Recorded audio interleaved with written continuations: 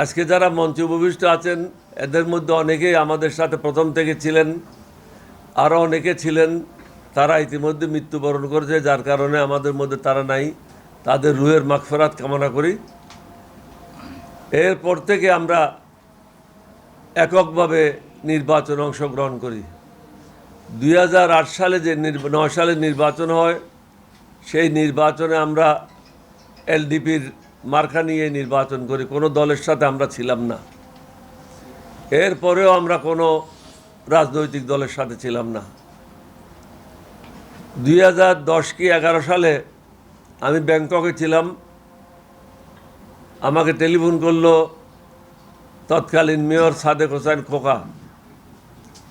তিনি আমাকে টেলিফোন করে বললেন যে আপনাকে অনুরোধ করেছে, আমরা একটা অনশন ধর্মঘট করছি ইঞ্জিনিয়ারিং ইনস্টিটিউটে। এটাই ছিল শেখ হাসিনার বিরুদ্ধে ক্ষমতায় আসার পর 2009 সালের সবচেয়ে প্রথম প্রোগ্রাম।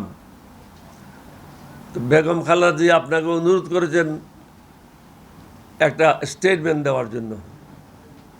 উত্তরে আমি বলেছিলাম, শুধু কি স্টেটমেন্ট দিলে হবে না আরও কিছু চান আমাদের কাছ থেকে? তখন উনি বললেন যে আমি নেত্রীর সাথে কথা বলে আপনাকে জানাচ্ছি। বেগম খালেদা জির সাথে কথা বলে আমাকে বললেন, আমরা খুবই আনন্দিত হব যদি আপনারা সশরীরে আমাদের সাথে এই অনশন ধর্মঘটে যোগদান করেন। আমাদের এই অনশনে যোগদান করার ব্যাপারে অনেকের অনীহা ছিল। আমি নাম বলতে চাই না, সিনিয়র অনেকের অনীহা ছিল, কিন্তু জুনিয়র যারা ছিল তাদের দ্বারস্থ হলাম আমি। তৎকালীন যারা যুবদলের নেতা ছিল তাদের দ্বারস্থ হলাম। তাদেরকে বললাম যে আমি বেগম জিয়াকে অনুরোধ করেছি, বেগম জিয়াকে কথা দিয়েছি যে আপনার অনশন ধর্মঘটে আমরা অংশগ্রহণ করব।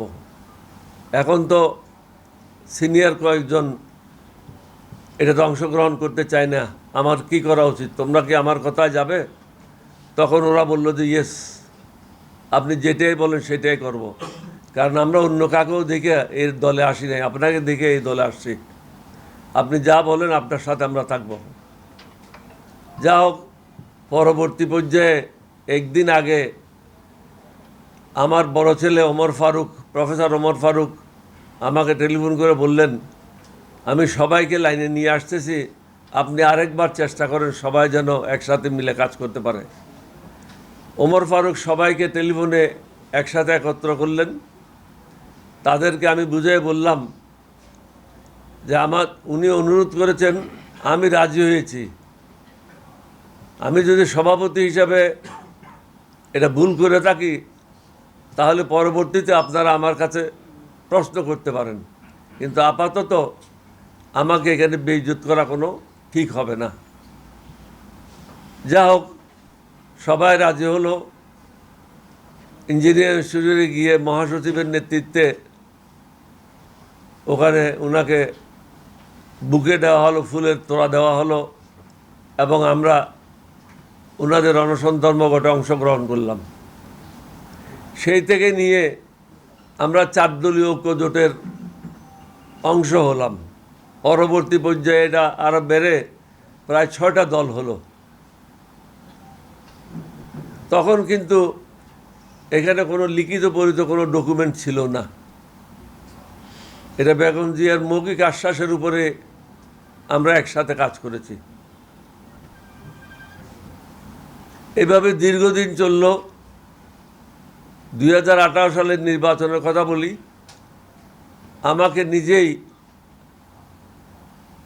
ব্যারিস্টার মইনুল হোসেন সাহেব আমার বাসায় আসলেন এবং আমাকে প্রস্তাব দিলেন যে কামাল হোসেন সাহেব convener, doctor Badruddoza joint convener, আপনি জয়েন্ট কনভেনার হবেন।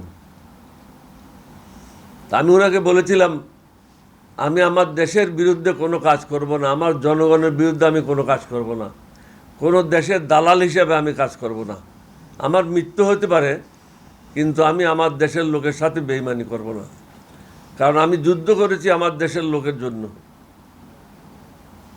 আমি সেই জোটে যাই নেই।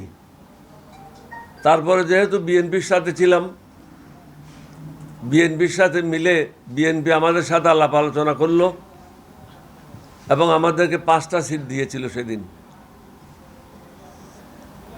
এরপরে আসেন, হঠাৎ করে বলল যে জোটকে বৃদ্ধি করতে হবে। প্রথমে বললো যে 18-19টা হবে, পরের দিন ইঞ্জিনিয়ারিং ইনস্টিটিউটে গিয়ে দেখলাম 39টা হয়ে গেল। রাতারাতি প্রায় আরও 15, 16, 17টা বৃদ্ধি পেল। এই ব্যাপারে কিন্তু আমাদের কোনো কিছু জানা ছিল না। আমরা শুধু ইঞ্জিনিয়ারিং ইনস্টিটিউটে গিয়েই দেখলাম এতগুলি দল হচ্ছে। এতগুলি দল হলেও আমাদের ভবিষ্যৎ কীভাবে নির্ধারিত হবে এই ব্যাপারে কোনো কিছু লিখিত বলিত ছিল না। বেগম জিয়াকে আমরা যেহেতু বিশ্বাস করতাম, নেত্রী হিসেবে মেনে নিয়েছিলাম, ওনার মৌখিক আশ্বাসের উপরে আমরা বিশ্বাস করে একসাথে পথ চলা শুরু করি। 2018 সালে রাতের সেই নির্বাচনে আমরা অংশগ্রহণ করি। কামাল হোসেনের সাথে যারা ছিল তারা প্রত্যেকে টাকা পেয়েছে। আমি আপনাদেরকে আরও বহুবার সংবাদ সম্মেলনের মাধ্যমে বলেছি, কার বাসার থেকে টাকা নিয়েছে, কে টাকা বিতরণ করেছে, আমি তার নামও জানি, তার বাসার ঠিকানাও জানি। প্রত্যেকে 2 কোটি করে করে টাকা পেয়েছে। আমাদের দলের আমরা কেউ এই টাকায় হাত লাগাই নাই, আমরা এই টাকায় অংশগ্রহণ করি নাই। রাতের নির্বাচনে যা হওয়ার তাই হলো, এটা আপনারা সবাই জানেন। এরপর থেকে বেগম খালেদা জিয়া যখন জেলে গেল, প্রথম এলডিপির পক্ষ আমরা উদ্যোগ নিয়ে বেগম খালেদা জিয়ার মুক্তি মঞ্চ গঠন করলাম। বেগম খালেদা জিয়ার জন্য এর আগে কিন্তু কেউ মুক্তি মঞ্চ গঠন করে নাই।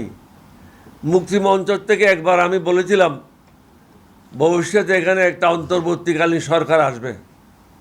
আপনাদের নিশ্চয়ই স্মরণ আছে, মুক্তিযোদ্ধা হলে ডিপ্লোমা ইঞ্জিনিয়ারিং ইনস্টিটিউটে পরিষ্কারভাবে বলেছিলাম ভবিষ্যতে একটা অন্তর্বর্তীকালীন সরকার আসবে। পরে আরও অনেকবার বলেছি, শেখ হাসিনা তোমাকে যাইতে হবে, এখন যদি যাও কাপড় চোপড় নিয়ে যেতে পারবে, পরবর্তী পর্যায়ে গেলে কাপড় চোপড় নিয়ে যেতে পারবে না। আমার কথায় কেউ কর্ণপাত করে নাই। আসেন, তারপরে হঠাৎ একদিন শুনলাম এখন আর জোট নাই, এখন হলো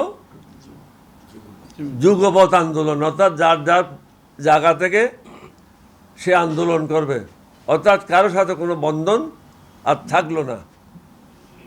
শুধু একটা প্রেস স্টেটমেন্ট হতো অমুক দিন এই আন্দোলন হবে, কর্মসূচি হবে।